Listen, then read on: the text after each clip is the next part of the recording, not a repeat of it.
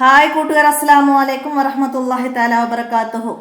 അഞ്ചാം class English medium school മദ്രസയുടെ half yearly exam തജ്വീദുൽ ഖുർആൻ. അഞ്ചാം ക്ലാസ് അഹ്കാമു തജ്വീദിൻ്റെ ഒരു മോഡൽ ചോദ്യപേപ്പറുമായിട്ടാണ് ഞാൻ വന്നിരിക്കുന്നത്. നമുക്ക് ചോദ്യത്തിലേക്ക് കടക്കാം. ബിസ്മില്ലാഹിർ റഹ്മാനിർ റഹീം. അപ്പോൾ നിങ്ങൾക്ക് തജ്വീദുൽ ഖുർആനിലെ 8ാമത്തെ പാഠഭാഗം വരെയാണ് ഈ സെപ്റ്റംബർ അവസാനം വരെ എടുക്കുന്നത്. അതുവരെയാണ് എക്സാമിന് ഉണ്ടാവുക എന്ന് നമുക്ക് കരുതാം. അപ്പോൾ നമുക്ക് ചോദ്യപേപ്പറിലേക്ക് നോക്കാം. ബിസ്മില്ലാഹിർ റഹ്മാനിർ റഹീം. അപ്പോൾ ഇതൊരു മോഡൽ മാത്രമാണ്. ഇതുപോലെയുള്ള മറ്റു ചോദ്യങ്ങളൊക്കെ പാഠഭാഗത്ത് നിങ്ങൾ മനസ്സിലാക്കി പഠിക്കണം. അപ്പോൾ എന്താണ് ഇവിടെ എന്താ വന്നത്? വഹാദൽ ബലദിൽ അമീൻ. വഹാദൽ ബലദിൽ അമീൻ എന്താ വന്നത്? അതിന് മാച്ചായത് അൽ ഹംസത്തു ബഅദ സുക്കൂൻ. എന്താണ് നമ്മൾ പഠിച്ചിട്ടുണ്ട്? എന്താണ്? സുക്കൂനുള്ള അക്ഷരങ്ങൾക്ക് ശേഷം വരുന്ന ഹംസകളെ ശ്രദ്ധയോടെ പാരായണം ചെയ്യണം. ബലദിൽ അമീൻ മനസ്സിലാക്കുക. അപ്പോൾ ഇവിടെ ശ്രദ്ധിച്ചില്ലെങ്കിൽ എന്താണ്? ഹംസ നഷ്ടപ്പെടുകയും സുക്കൂനുള്ള അക്ഷരത്തിന് ശദ്ദ് വരികയും ചെയ്യും. ബലദില്ല മീൻ അങ്ങനെ തെറ്റി ഓതിപ്പോവും. അപ്പോൾ അത് ശ്രദ്ധിക്കുക. അപ്പോൾ ഇവിടെ ഇതാണ് വരിക. അപ്പോൾ അത് നമുക്ക് 3 എന്ന് ഇവിടെ കൊടുക്കാം. ഇത് ഇവിടെയൊക്കെ എടുത്ത് എഴുതുകയാണ് വേണ്ടത്, മനസ്സിലാക്കുക. ഇനി എന്താണ്? അൽ കാര്യത്തു മൽ കാര്യ.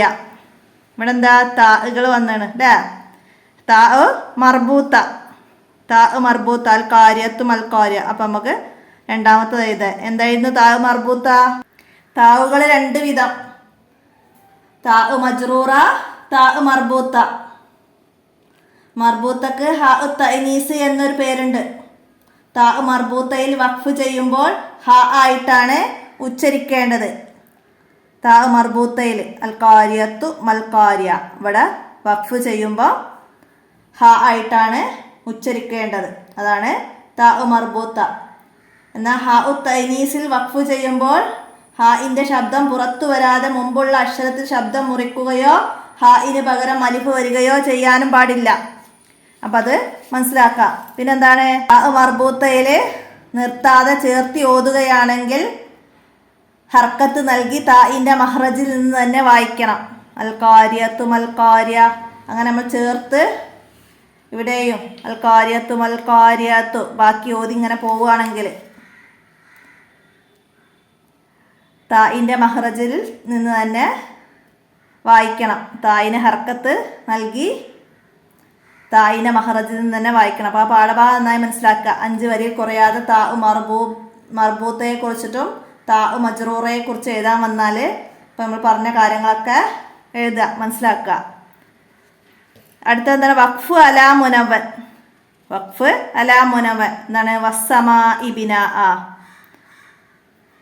വഖഫ് അലാ മുനവ്വൻ എന്തായിരുന്നു? ബിനാ അൻ എന്നതിൽ ഇവിടെ ഫത്തഹ് തൻവീൻ വന്നു. അപ്പോൾ ഇവിടെ അസ്ലിയായ മദ് നൽകിയാണ് വഖഫ് ചെയ്യേണ്ടത്, മനസ്സിലാക്കുക. ഫത്തഹ് തൻവീൻ വരുന്ന എല്ലാ പദങ്ങളിലും അസ്ലിയായ മദ് നൽകിയാണ് വഖഫ് ചെയ്യേണ്ടത്. എന്നാൽ ഫത്തഹ് തൻവീനുള്ള താ മർബൂത്തയിൽ സുക്കൂനുള്ള ഹ ആയിട്ടാണ് വഖഫ് ചെയ്യേണ്ടത്. അപ്പോൾ ഒക്കെ വിട്ട ഭാഗം പൂരിപ്പിക്കാൻ വരും. ഫത്തഹ് തൻവീനുള്ള താ മർബൂത്തയിൽ ഡാഷ് ആയിട്ടാണ് വഖഫ് ചെയ്യേണ്ടത്. എന്നാൽ സുക്കൂനുള്ള ഹ ആയിട്ടാണ് വഖഫ് ചെയ്യേണ്ടത്. ഇവിടെ ഫത്തഹ് തൻവീൻ താ മർബൂത്ത അല്ലാത്ത ഏത് അക്ഷരങ്ങൾക്കും ഫത്തഹ് തൻവീൻ വന്ന അസ്ലിയായ മദ്ദിലാണ് ഇവിടെ വഖഫ് ചെയ്യേണ്ടത്. അപ്പോൾ അത് മനസ്സിലാക്കുക കേട്ടോ. അപ്പോൾ ഇവിടെ ഹംസക്ക് മുമ്പുള്ള അക്ഷരത്തിൽ അലിഫ് വന്നിട്ടുണ്ട്. അപ്പോൾ അതുകൊണ്ട് ഹംസക്ക് ശേഷം ഫത്തഹ് തൻവീന് ശേഷം അലിഫ് എഴുതാറില്ല. നമ്മൾ പഠിച്ചിട്ടുണ്ട് സവാ അം പോലെയുള്ള ഹംസയുടെ മുമ്പ് അലിഫ് വന്ന പദങ്ങളിൽ ഹംസക്ക് ശേഷം അലിഫ് എഴുതാറില്ല. അപ്പോൾ ഇവിടെ 2 ഹർക്കത്തിൻ്റെ കദർ, അതായത് 1 അലിഫ് നീട്ടിയാണ് വഖഫ് ചെയ്യേണ്ടത്. 2 ഹർക്കത്ത് 1 അലിഫിൻ്റെ കദർ. അപ്പോൾ അതൊക്കെ അതിൻ്റെ കൂടെ മനസ്സിലാക്കി പഠിക്കുക. ഇതും 5 വരെ കുറയാതെ വഖഫ് അലാ മുനവ്വൻ എന്ന് പറഞ്ഞാൽ അതിനെക്കുറിച്ചിട്ട് മനസ്സിലാക്കുക. എന്നിട്ട് ഉദാഹരണമൊക്കെ ചേർത്ത് എഴുതാൻ കഴിയണം. അടുത്ത എന്താണ്? വക്കീല മൻ റാഖ് എന്തായിരുന്നു? സക്കത്ത. വക്കീല മൻ റാഖ് സക്കത്തയാണ്. 4ാമത്തെ ലൈനിലേക്ക് നമുക്ക് എഴുതി കൊടുക്കാം. അപ്പോൾ സക്കത്തയെ കുറിച്ചിട്ട് നമ്മൾ പറഞ്ഞിട്ടുണ്ട്. എന്താണ്? ശ്വാസം വിടാതെ അല്പം അടങ്ങലാണ് സക്കത്ത. ഇങ്ങനെ ഖുർആനിൽ 4 സ്ഥലങ്ങളിൽ മാത്രമാണ് സക്കത്ത വന്നത്. സക്കത്തയെ സൂചിപ്പിക്കുന്നത് ഒരു ചെറിയ സീന് ഇവിടെ ഇതിൻ്റെ മേലെ വരും. ഇതിൻ്റെ മേലെ ചെറിയൊരു സീന് വരും. അപ്പോൾ സക്കത്തയെ സൂചിപ്പിക്കുന്ന അടയാളം സീനാണ്. മനസ്സിലാക്കുക. അതൊക്കെ ചോദ്യമായിട്ട് വരാം. ഖുർആനിലെ 4 സ്ഥലങ്ങളിലാണ്. കൗഫ് സൂറത്തിലും യാസീനിലും അൽ ഖിയാമിലും മുത്തഫിഫീൻ എന്നീ 4 സൂറത്തുകളിലാണ് സക്കത്തയുള്ളത്. അപ്പം അത് മനസ്സിലാക്കുക. ഇനി എന്നാ ബ്രാക്കറ്റിൽ നിന്ന് ശരി ഉത്തരം തിരഞ്ഞെടുക്കാം. ഹൽക്കിൽ നിന്ന് പുറപ്പെടുന്ന അക്ഷരങ്ങൾ എത്ര? ഹൽക്കിൽ നിന്ന് പുറപ്പെടുന്ന അക്ഷരങ്ങൾ 6. അപ്പം അത് ഇവിടെയൊക്കെ എഴുതാം. ഇൽഹാറിൻ്റെ അക്ഷരങ്ങളായ അൻസ, ഹ, ഐന്, ഐന്, ഹ, ഹ ഈ 6 അക്ഷരങ്ങളാണ് ഹൽക്കിൽ നിന്ന് പുറപ്പെടുന്നത്. അടുത്തതാ ഹിജായിയായ 29 അക്ഷരങ്ങൾക്ക് എത്ര മഹ്റജുകളാണുള്ളത്? 17 മഹ്റജുകളാണുള്ളത്. 17. അപ്പം അത് മാറിപ്പോകരുത്. ഹിജായിയായ അക്ഷരങ്ങൾ 29 അപ്പം അത് മനസ്സിലാക്കി വെക്കുക. അപ്പം അതിന് 17 മഹ്റജുകളാണുള്ളത്. അപ്പോൾ അക്ഷരങ്ങളുടെ എണ്ണത്തിനനുസരിച്ച് മഹ്റജ് ഇല്ലാത്തത് എന്താണ്? എന്തുകൊണ്ടാണ്?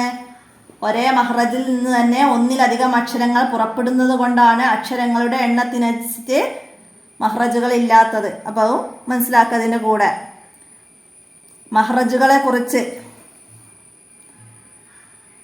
അറിയൽ ഖുർആൻ പാരായണ നിയമങ്ങളിൽ വളരെ പ്രധാനപ്പെട്ടതാണ്. മഹ്റജുകളെ കുറിച്ച് അറിയൽ. അപ്പം അത് മനസ്സിലാക്കണം. ഖുർആൻ പാരായണ നിയമങ്ങളിൽ വളരെ പ്രധാനപ്പെട്ടതാണ് ഏത്? മഹ്റജുകളെ കുറിച്ചുള്ള അറിവ്. മഹ്റജുകൾ ഏതൊക്കെയാണ്?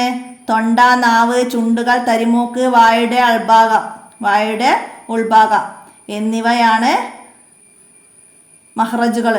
മഹ്റജ് മാറിയാൽ അക്ഷരം തന്നെ മാറും, അർത്ഥവും ആശയവും വ്യത്യാസപ്പെടുകയും ചെയ്യും. മഹ്റജ് മാറിയാൽ എന്ത് സംഭവിക്കുമെന്ന് ചോദിച്ചാൽ അർത്ഥവും ആശയവും വ്യത്യാസപ്പെടും. മനസ്സിലാക്കാം. അടുത്ത ചോദ്യം, ഹൽക്കിൻ്റെ മധ്യഭാഗത്ത് നിന്ന് വരുന്ന അക്ഷരങ്ങളിൽ പെട്ടതാണ് എന്ത്? ഹൽക്കിൻ്റെ മധ്യഭാഗം. അപ്പം നമ്മൾ ഹൽക്കിൻ്റെ അക്ഷരങ്ങൾ ഓർഡറിലാണ് നമ്മൾ പഠിച്ചത്. അപ്പോൾ അത് മനസ്സിലാക്കുക. അംസ, ഹ, ഐന്, ഹ, ഐന്, ഹ.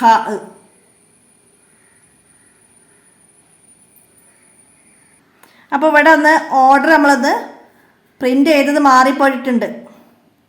അപ്പോൾ എങ്ങനെ മനസ്സിലാക്കാം നമുക്ക്? അംസ, ഹ ഇതൊന്ന് എഴുതാം. പിന്നെ ഐന്, ഹ അതൊന്ന് എഴുതാം. പിന്നെ ഐന്, ഹ. അപ്പോൾ ഇത് അങ്ങോട്ടും ഇങ്ങോട്ടും മാറിപ്പോയതാണ്. അപ്പോൾ നമുക്ക് മധ്യഭാഗത്ത് നിന്ന് വരുന്നത് ഐനും ഹ ആണ്. അപ്പോൾ അത് ശരിയായപ്പെടുത്താം. ഐനും ഹ. അപ്പോൾ ഇത് രണ്ടെണ്ണം കൊടുത്തതിൽ നിന്ന് മാറിപ്പോയതാണ് പ്രിൻറ്റിൽ. അപ്പോൾ എല്ലാവരും മനസ്സിലാക്കുക. അംസ, ഹ അത് ഹൽക്കിൻ്റെ താഴെ അറ്റത്തു നിന്നാണ്. നമ്മൾ തൊണ്ടയെ 3ആയി തിരിക്കുക. ഒന്ന് താഴെ അറ്റം, ഒന്ന് മേലെ അറ്റം, ഒന്ന് മദ്യം. അപ്പോൾ ഏറ്റവും താഴെ അറ്റത്തുനിന്ന് അംസ, ഹ, മദ്യത്തുനിന്ന് ഐന്, ഹ, മേലെ അറ്റുന്നത് ഐന്, ഹ.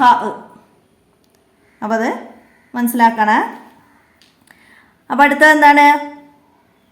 ഹുറൂഫുൽ മുഖത്ത ഡാഷ് ഹർഫുകളാണ്. ഹുറൂഫുൽ മുഖത്ത എന്തായിരുന്നു? സൂറത്തുകളുടെ തുടക്കത്തിൽ പേര് വായിക്കപ്പെടുന്ന ഹർഫുകൾക്കാണ് ഹുറൂഫുൽ മുഖത്ത എന്ന് പറയുന്നത്. സൂറത്തുകളുടെ തുടക്കത്തിൽ പേര് വായിക്കപ്പെടുന്ന ഹർഫുകൾക്കാണ് ഹുറൂഫുൽ മുഖത്ത എന്ന് പറയുന്നത്. അപ്പോൾ അതിൻ്റെ ഹർഫുകൾ 14 എണ്ണാണ്. 14. അപ്പോൾ അത് നമുക്ക് ശരിയായിട്ടെടുക്കാം. 29 സൂറത്തുകളിലായിട്ടാണ് 14 ഹർഫുകൾ. അപ്പോൾ അത് നമ്മൾ പാഠത്ത് പഠിച്ചിട്ടുണ്ട്. 3ാമത്തെ പാഠത്തിൽ നൂൻ, സോദ്, ഹ, ഓഫ്. അപ്പോൾ അതൊക്കെ മനസ്സിലാക്കുക. 14 ഹർഫുകൾ 29 സൂറത്തുകളിലായിട്ട് വന്നിട്ടുണ്ട്. മനസ്സിലാക്കുക. ഇനി അടുത്തത് എന്താണ്? ഫതഹ, തൻവീൻ ഉള്ള എല്ലാ പദങ്ങളിലും ഡാഷ് നൽകിയാണ് വഖഫ് ചെയ്യേണ്ടത്. എന്താണ്? മദ്ദുൽ അസ്ലി. അപ്പോൾ അത് നമുക്ക് ഇവിടെയൊക്കെ എഴുതി കൊടുക്കാം. ഫതഹ, തൻവീൻ വരുന്ന എല്ലാ പദങ്ങളിലും അസ്ലിയായ മദ് നൽകിയാണ് വഖഫ് ചെയ്യുന്നത്. ഇനി ഒറ്റ വാക്കിൽ ഉത്തരം എഴുതാനാണ്. വക്കീല മൻ റാഖ് എന്ന പദത്തിലെ സീന് എന്തിനെ സൂചിപ്പിക്കുന്നു? അപ്പോൾ ഇവിടെ ഒരു ചെറിയ സീന് വന്നിട്ടുണ്ട്. അത് എന്തിനെ സൂചിപ്പിക്കുന്നു എന്നാണ്. അപ്പോൾ സക്കത്തയെ സൂചിപ്പിക്കുന്നു. അത് നമുക്കിവിടെ സക്കത്തയെ എന്ന് എഴുതി കൊടുക്കാം. അപ്പോൾ അത് മനസ്സിലാക്കുക. ഇതുപോലെ മറ്റു 3 ആയത്തുകൾ ഉണ്ട്.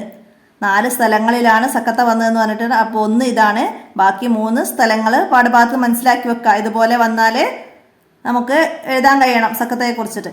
അടുത്തത് താ മർബൂത്തയുടെ മറ്റൊരു പേര്. താ മർബൂത്തയുടെ മറ്റൊരു പേരാണ് ഹ ഉത്ത് അനീസ്. ഹ ഉത്ത് അനീസ്. താ മർബൂത്തയുടെ മറ്റൊരു പേരാണ് ഹ ഉത്ത് അനീസ്. അടുത്തത് ഫതഹ് തൻവീൻ വഖഫ് ചെയ്യുമ്പോൾ എത്ര ഹർക്കത്തിൻ്റെ കതിർ നീട്ടണം? എത്ര ഹർക്കത്തിൻ്റെ കതിറാണ്? 2 ഹർക്കത്തിൻ്റെ കതിറാണ്. 2 ഹർക്കത്തിൻ്റെ കതിറാണ് ഇവിടെ നീട്ടേണ്ടത്. അപ്പോൾ ഇതുപോലെ ഫതഹ് തൻവീനിൽ വഖഫ് ചെയ്യുമ്പോൾ എത്ര അലിഫ് നീട്ടണം എന്ന് ചോദിച്ചാൽ ഒരു അലിഫ് നീട്ടിയാണ് വഖഫ് ചെയ്യേണ്ടത്. അപ്പോൾ ഇവിടെ ഹർക്കത്താണ് ചോദിച്ചത്, മനസ്സിലാക്കുക. ഹർക്കത്ത് എന്ന് പറഞ്ഞാൽ 2 ഹർക്കത്ത്. 2 ഹർക്കത്താണ്, മനസ്സിലാക്കുക. അടുത്തത് ഫലം തജിദ്.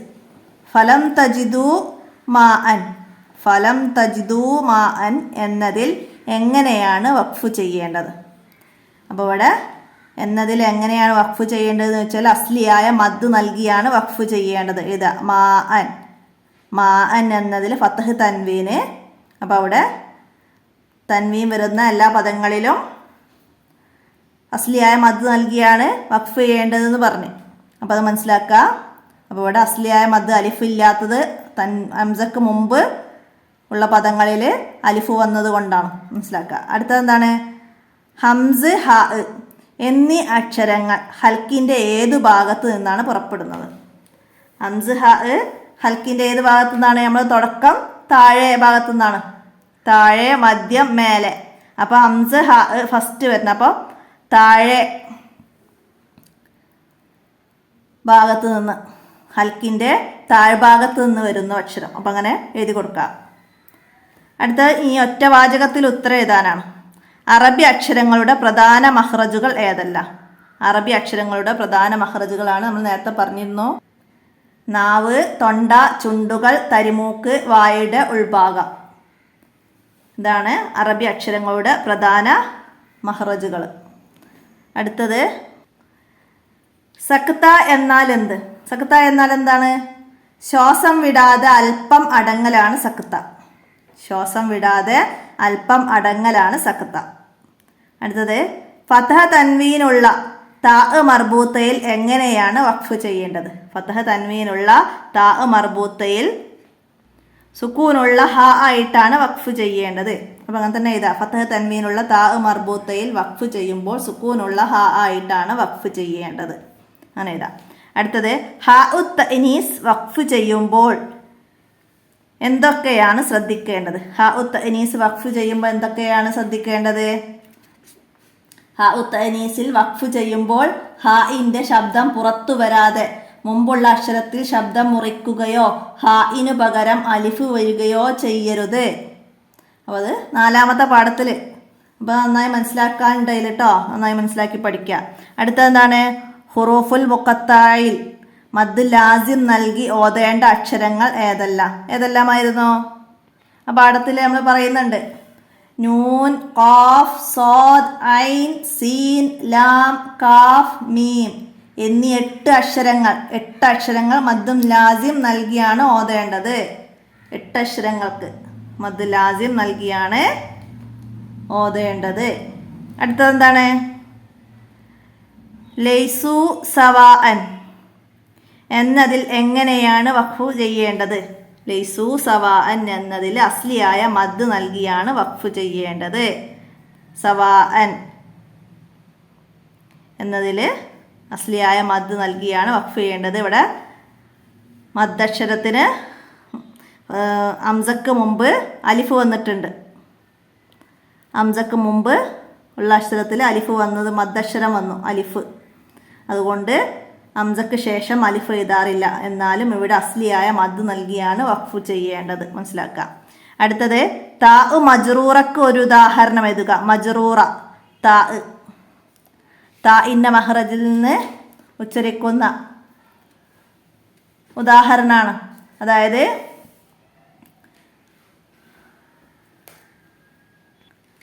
താ മജ്റൂറ നമ്മൾ പാടത്ത് പറയുന്നുണ്ട്, ഹൽ അതാക ഹദീസു ആഷിയ. അപ്പം അതിൽ താ മജ്റൂറ, താ പോലെ എഴുതുന്നതാണ് താ മജ്റൂറ. എന്നാലും നമ്മൾ താ മർബൂത്ത ചേർത്തി ഓതുമ്പോൾ താഇൻ്റെ മഹ്റജിൽ നിന്ന് ഹർക്കത്ത് നൽകി വായിക്കും. ഫി ജന്നത്തിൻ ആലിയ, അവിടെ ജന്നത്തിൻ ആലിയത്തിൽ ലാ തസ്മഉ ഫീഹാ ലാഇയ. അങ്ങനെ നമ്മൾ താഇൻ്റെ മഹ്റജിൽ നിന്ന് ഹർക്കത്ത് നൽകി വായിക്കും. അപ്പം അതും താ മജ്റൂറക്ക് ഉദാഹരണമായിട്ട് എഴുതുക. അപ്പം അത് മനസ്സിലാക്കട്ടോ. താ പോലെ വരുന്നതാണ് മജ്റൂറ. എന്നാൽ ചേർത്തി ഓതുമ്പോൾ ഹ തഅനീസ്, അതായത് ഉദാഹരണം നോക്കുക പാടത്ത് പോയിട്ട്. ഫി ജന്നത്തിൻ ആലിയത്തിൻ, അവിടെ നമ്മൾ ചേർത്തി ഓതുകയാണെങ്കിൽ ഫി ജന്നത്തിൻ ആലിയത്തില്ല, അടുത്ത ലാ ചേർത്ത് ഓതുമ്പോൾ താഇൻ്റെ മഹ്റജിൽ നിന്നാണ്, താ മജ്റൂറയുടെ മഹ്റജിൽ നിന്ന് തന്നെയാണ് നമ്മൾ വായിക്കുക, മനസ്സിലാക്കുക.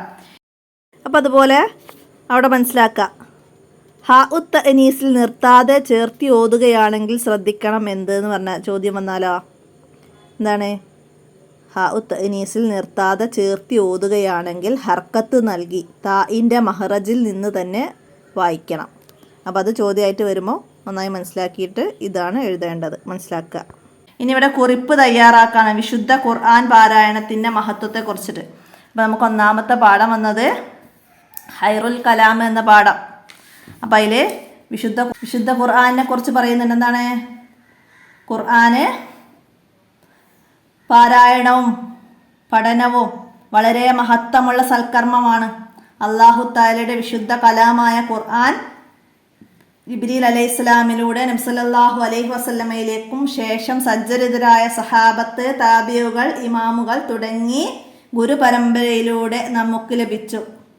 കൂട്ടിച്ചേർക്കലുകൾക്കോ മാറ്റത്തിരുത്തലുകൾക്കോ വിധേയമാവാതെ ഇന്നും അത് നിലനിൽക്കുന്നു. അന്ത്യനാൾ വരെ അത് നിലനിൽക്കും. ഖുർആൻ ഇലാഹി വചനങ്ങളായതുകൊണ്ട് തന്നെ എല്ലാ അർത്ഥത്തിലും മറ്റെന്തിൽ നിന്നും അത് വ്യത്യസ്തമാണ്. മനുഷ്യരായ നമ്മോടുള്ള അല്ലാഹു തആലയുടെ കൽപ്പനകളും നിർദ്ദേശങ്ങളുമാണ് ഖുർആൻ എന്ന വിചാരത്തോടെ നിയമങ്ങൾ പാലിച്ചും ഭക്തിയോടെയും ആവണം നാം ഖുർആൻ പാരായണം ചെയ്യേണ്ടത്. അപ്പം അത്രയും കാര്യങ്ങൾ നമ്മൾ ആ പാഠത്തുനിന്ന് മനസ്സിലാക്കി എഴുതണം. നബി സല്ലല്ലാഹു അലൈഹി വസല്ലം എന്താ പറഞ്ഞത്? ഖുർആനിൻ്റെ കൂട്ടുകാരനോട് പറയും,